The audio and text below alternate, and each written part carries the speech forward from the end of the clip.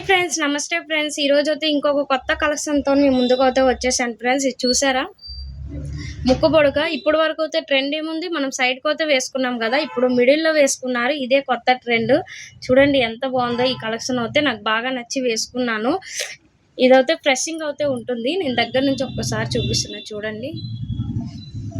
ఇట్లా ఫ్రెషింగ్ ఉంటుంది, ఇట్లా మిడిల్లో పెట్టుకోవచ్చు. వైట్ కలర్ స్టోన్స్ తో అయితే వచ్చింది. దీని కాస్ట్ వచ్చేసి 150 రూపీస్ ఫ్రెండ్స్. చూసారా ఎంత బాగుంది కదా.